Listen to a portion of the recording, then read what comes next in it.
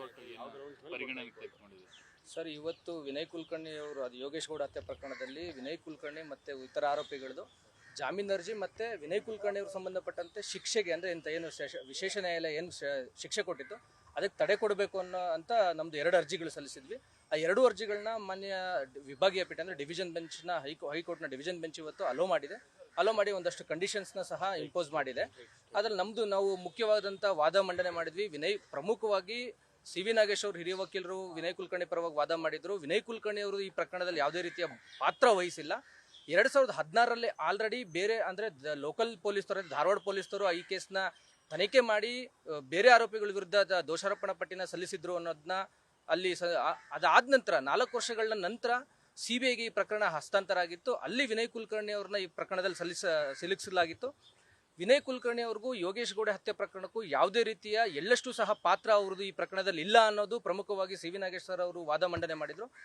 CBIಯಿಂದ ಹೆಚ್ಚುವರಿ solicitor general S V Raju ಅವರು ಸಹ ಬಂದು ವಿನಯ್ ಕುಲಕರ್ಣಿ ಅವ್ರ ಪಾತ್ರ ಇದೆ ಈ ಕೇಸಲ್ಲಿ ಅನ್ನೋದು ವಿಚಾರವನ್ನು ವಾದ ಮಂಡನೆ ಮಾಡಿದರು. ಎಲ್ಲ ಅಂಶಗಳನ್ನ ಪರಿಗಣನೆ ಮಾಡಿ ಇವತ್ತು ಮಾನ್ಯ ಉಚ್ಚ ನ್ಯಾಯಾಲಯ ಮೇಲ್ನೋಟಕ್ಕೆ ಸಾಕ್ಷ್ಯಾಧಾರಗಳು ಕಂಡು ಬರ್ತಾ ಇಲ್ಲ ಅನ್ನೋ ಅಂಶಗಳನ್ನ ಪರಿಗಣನೆ ಮಾಡಿ ಇವತ್ತು ವಿನಯ್ ಕುಲಕರ್ಣಿ ಅವ್ರಿಗೆ ಶಿಕ್ಷೆಯನ್ನು ಅಮಾನತಿನಲ್ಲಿಟ್ಟು ಅವರಿಗೆ ಇವತ್ತು ಜಾಮೀನು ಮಂಜೂರು ಮಾಡಿದೆ. ಹಾಗೆ ಕೆಳಹಂತದ ನ್ಯಾಯಾಲಯ ವಿಶೇಷ ನ್ಯಾಯಾಲಯ ಏನು ತೀರ್ಪು ಕೊಟ್ಟಿತ್ತು, ಈ ಜೀವಾವಧಿ ಶಿಕ್ಷೆ ಕೊಟ್ಟಿತ್ತು, ಆ ಜೀವಾವಧಿ ಶಿಕ್ಷೆಗೆ ತಡೆ ನೀಡಿದೆ. ಇದು ಮಧ್ಯಂತರ ಆದೇಶ, ಮಧ್ಯಂತರ ತಡೆ ಆಜ್ಞೆ ಅಂತ ಹೇಳಿ. ಹೌದು, ಇದು ಮಧ್ಯಂತರ ತಡೆ ಆಜ್ಞೆ ಕೊಟ್ಟಿದ್ದಾರೆ. ಮೇಲ್ಮನವಿ ಅಂದ್ರೆ ಈ ಹೈಕೋರ್ಟ್ನಲ್ಲಿ ಮೇಲ್ಮನವಿ ಸಂಪೂರ್ಣವಾಗಿ ವಿಚಾರಣೆ ಮುಗಿಯುವವರೆಗೂ ಸಹ ಅಂದ್ರೆ ಈ ಮೇಲ್ಮನವಿ ಅಂದ್ರೆ ಇತ್ಯರ್ಥ ಆದ್ರೆ ಕೆಳಹಂತದ ನ್ಯಾಯಾಲಯ ಕೊಟ್ಟಿರುವಂತಹ ತೀರ್ಪು ಸರಿ ಇದೆಯೋ ಅಥವಾ ತಪ್ಪಿದೆಯೋ ಅನ್ನೋದನ್ನ ಮಾನ್ಯ ಉಚ್ಚ ನ್ಯಾಯಾಲಯ ಇಲ್ಲಿ ಮರುಪರಿಶೀಲನೆ ಮಾಡಬೇಕಾಗುತ್ತೆ. ಅಂದ್ರೆ ಎವಿಡೆನ್ಸ್ ಅಲ್ಲಿ ರೆಕಾರ್ಡ್ ಮಾಡಿರೋದನ್ನ ಮತ್ತೆ ಅಪ್ರಿಷಿಯೇಟ್ ಮಾಡಬೇಕಾಗುತ್ತೆ. ಅದನ್ನು ಮಾಡೋವರೆಗೂ ಸಹ ಟೈಮ್ ಹಿಡಿಯುತ್ತೆ. ಇಲ್ಲಿ ಹೈಕೋರ್ಟಲ್ಲಿ ಇದು ತುಂಬ ಹಳೆ ಅಪೀಲ್ಗಳು ಸಹ ಪೆಂಡಿಂಗ್ ಇರುವಂಥ ಸಂದರ್ಭಗಳು ಇದ್ದಾವೆ. ಅದೆಲ್ಲ ಮುಗಿಯೋವರೆಗೂ ಸಹ ಈ ಸದ್ಯಕ್ಕೆ ವಿಚಾರಣೆ ಕೈಗೊಳ್ಳೋಕ್ಕಾಗಲ್ಲ.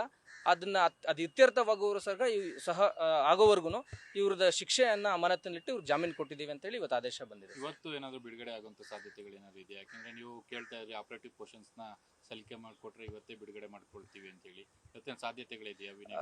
ನೋಡಬೇಕು ಸರ್, ನಮಗೆ ದೃಢೀಕೃತ ಪ್ರತಿ ಸಿಗಬೇಕಾಗುತ್ತೆ. ಮಾನ್ಯ ಉಚ್ಚ ನ್ಯಾಯಾಲಯ ದೃಢೀಕೃತ ಪ್ರತಿ ಸಿಕ್ಕ ನಂತರ ನಾವು ಅಲ್ಲಿ ವಿಶೇಷ ನ್ಯಾಯಾಲಯಕ್ಕೆ ನಾವು ಒಂದು ಅರ್ಜಿನ ಸಲ್ಲಿಸಿ ಈ ಪ್ರಕರಣವನ್ನು ಈ ಥರ ಹೈಕೋರ್ಟಲ್ಲಿ ಇವತ್ತು ಆದೇಶ ಆಗಿದೆ, ಅದಕ್ಕೆ ನೀವು ತಗೊಳ್ಳಿ ಅಂತ ನಾವು ಮನವಿ ಮಾಡಬೇಕಾಗುತ್ತೆ. ಅದು ಆದೇಶದ ದೃಢೀಕೃತ ಪ್ರತಿ ಸಿಕ್ಕ ನಂತರ ನಾವು ಅದನ್ನ ತೀರ್ಮಾನ ತಗೊಂತೀವಿ ಸರ್. ಇನ್ನೊಂದು, ಇವರು CBI ಕಡೆಯಿಂದ ಅವರಿಗೆ ಈಗ ಹೈಕೋರ್ಟ್ ಈಗ ಏನ್ ತಡೆ ಕೊಟ್ಟಿದೆ ಅದರ ವಿರುದ್ಧವಾಗಿ ಅಥವಾ ಸುಪ್ರೀಂ ಕೋರ್ಟ್ ಹೋಗೋ ಅವಕಾಶ ಇದೆಯಾ? ಇಲ್ಲ. ಈ ಆದೇಶದ ವಿರುದ್ಧ ಅವರು ಮೇಲ್ಮನವಿ ಸಲ್ಲಿಸೋಕೆ ಅವ್ರಿಗೆ ಕಾನೂನಲ್ಲಿ ಅವಕಾಶ ಇದೆ, ಸಲ್ಲಿಸಬಹುದು ಅವರು. Thank you. ನ್ಯೂಸ್ ಫಸ್ಟ್ ನಿರ್ಭೀತಿಯಿಂದ ನಿಮ್ಮ ಪರವಾಗಿ.